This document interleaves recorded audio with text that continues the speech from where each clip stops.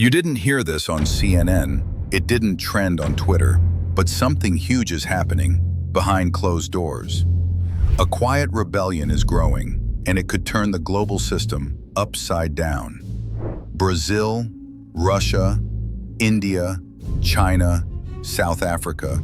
Together they're called BRICS, and they're making a move that could shake the very foundations of global power. They're not just talking, they're changing the rules. They're ditching the US dollar. This isn't some economic experiment. It's a full-blown financial revolt. And now, other nations are joining in. Argentina wants in, so does Egypt. Saudi Arabia, yes, the same country that once propped up the US petrodollar, has raised its hand. Even Iran is stepping up. These aren't fringe players. This is a growing alliance, a global pivot. And if it works, it could flip everything. Trade, inflation, interest rates, even how powerful the US really is. The collapse of the dollar isn't coming, it's already started. Brazil and China trading in Yuan, India buying Russian oil in rupees, Russia forcing payments in rubles, South Africa testing its own systems, Saudi Arabia open to oil sales in more than just dollars. These moves aren't random, they're coordinated, deliberate, and they all lead back to BRICS. What started as a casual club of emerging economies is now becoming something much more serious, a rival system, a challenge to US dominance, and it's growing fast. Argentina, Egypt, Iran, Saudi Arabia, Ethiopia. More than 40 countries are lining up. Indonesia, Nigeria, Turkey, Thailand, all expressing interest. Why now? Because the dollar is no longer just a currency, it's a trap. BRICS countries are cutting it out of their systems, trading directly, using their own currencies. China and Brazil, Yuan and reais, India and UAE, rupees and dirhams. Kenya, experimenting with new payment systems. And there's more. They're building their own banking system, an alternative to SWIFT, the Western-controlled backbone of global finance. Why? To escape the dollar's grip, to dodge sanctions, to survive US interest rate shocks. This isn't ideology, it's self-defense. See, the power of the dollar is massive. 60% of global reserves, 80% of trade, most oil, gas, metals, and food priced in dollars. So even if two countries want to trade, they still have to go through the dollar. And that gives the US enormous power. When the US prints trillions, other countries get inflation. When the Fed raises rates, their debts explode. And when America imposes sanctions, entire nations can be cut off. For decades, the world went along because the system worked until it didn't. The breaking point was Russia. After invading Ukraine, over $300 billion of Russia's reserves were frozen. Just gone. Money it thought was safe, locked in Western banks, vanished overnight. That move sent shockwaves. If they can do it to Russia, they can do it to anyone.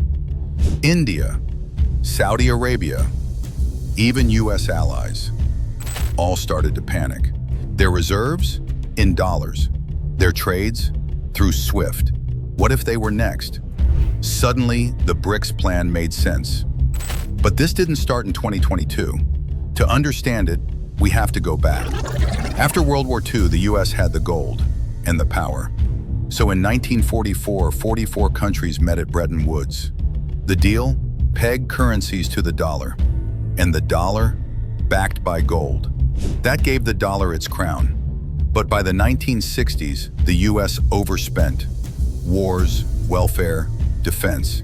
It printed more dollars than it had gold. Other countries noticed. They wanted their gold back. So in 1971, Nixon made the call. No more gold backing. The dollar became just paper. So why did the world still trust it? Because of oil. In 1974, the US struck a deal with Saudi Arabia. Price oil in dollars, and we'll protect you. Soon, all of OPEC followed. And just like that, the petrodollar was born. That system guaranteed demand. It kept the US on top, but it also gave America enormous control. And America used it. Every major transaction flows through SWIFT, and the US can see or stop any of it. Iran, Venezuela, Russia, even Afghanistan, cut off. To many, this wasn't justice, it was financial warfare, and they'd had enough. Especially the global south, they borrow in dollars. So when the US raises interest rates, they feel the pain. Drought in Argentina, coup in Mali, crisis in Sri Lanka. The root cause? Often dollar debt. And the help they get comes with strings. Austerity, privatization, deregulation. They've seen it before. So when Russia's reserves were frozen, that was the last straw. BRICS isn't just a club anymore. It's an escape route. They don't need to destroy the dollar. They just need a way out. And they're building it fast. If they succeed, here's what could happen. Demand for US debt drops. Borrowing gets harder. Interest rates rise. Spending shrinks. Sanctions lose power. No dollars, no leverage. The world fragments. More currencies, more risk, less control. And the US? No longer the standard setter, just one player among many. Imagine a world where trade flows through Shanghai, where global courts sit in Johannesburg, or Sao Paulo, where investments are made in yuan, not dollars. That world is being built right now. China wants the yuan to rise. Russia wants out of the West. India wants balance. Saudi Arabia, playing both sides. And the global south, they just want a fair shot. But don't be fooled. This new system, it won't be smooth. A multipolar world means more competition, but also more chaos. The Cold War used bombs and spies. This one is being fought with banks, currencies, and code. The dollar won't crash overnight. It'll fade, and it's already happening. If this is the first time you're hearing this story, that's no accident. Mainstream media won't touch it, but you deserve to know. Stay alert, stay skeptical, and most of all, follow the money.